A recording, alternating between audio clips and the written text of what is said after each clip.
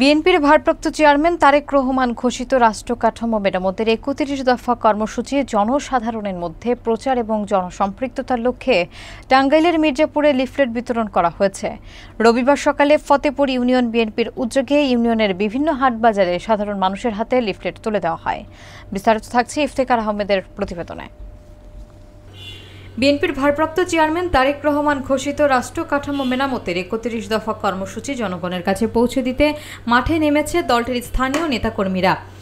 সেই কর্মসূচির অংশ হিসেবে রবিবার সকালে টাঙ্গাইলের মির্জাপুর উপজেলার ফতেপুর ইউনিয়নে লিফলেট বিতরণ কার্যক্রম পরিচালনা করা হয়।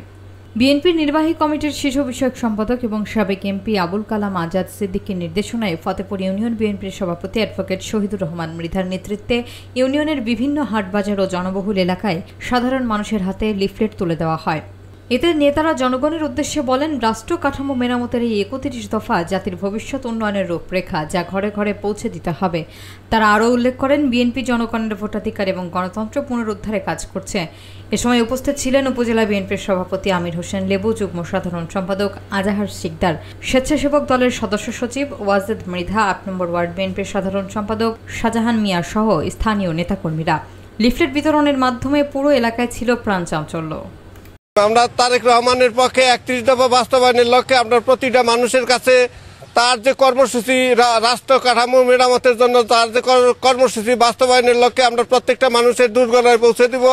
আমরা তৃণমূলের থেকে আমরা প্রত্যেক বাড়ি বাড়ি যেয়ে আমরা তার কর্মসূচি বাস্তবায়নের লক্ষ্যে আবুল কালাম আজাদ সিদ্দিকীর হাতকে শক্তিশালী করার জন্য আমরা কাজ করতেছি। আমরা সকলে মিলে কালাম সাহেবের সালাম দিছি এবং ধানের শীষে ভোট প্রার্থনা করতেছি।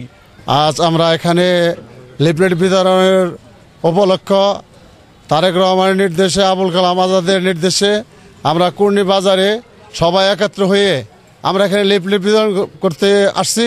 লিফলেট বিতরণ করলাম। আমরা মানুষের কাছে, সবার কাছে ধানের শীষের জন্য ভোট প্রার্থনা করছি। আমরা আগামী নির্বাচনে আবুল কালাম আজাদের জন্য সবাই দোয়া করবেন, সবাই ধানের শীষে ভোট দিবেন।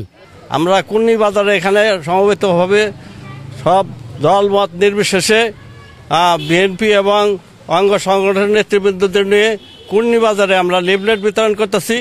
আমরা তারেক রহমানের ৩১ দফা বাস্তবায়নের লক্ষ্যে আবুল কালাম আজাদ সিদ্দিকীর পক্ষে এই কাজগুলো করতেছি এবং বাড়ি বাড়ি যে লিফলেট বিতরণ করতেছি এবং সেগুলো বাস্তবায়নের জন্য ধানের শীষে ভোট চাইতেছি।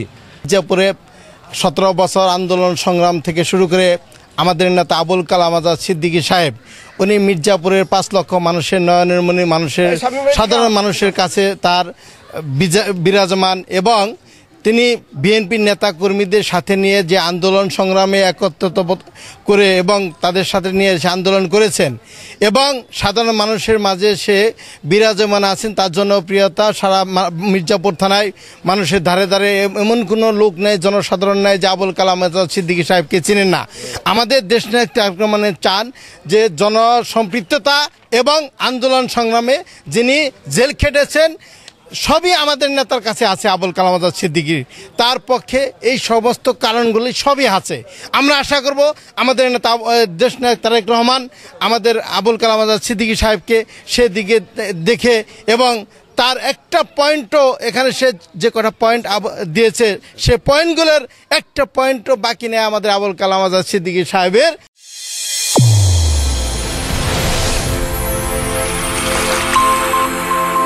চ্যানেল A1 হৃদয়ের স্পন্দন।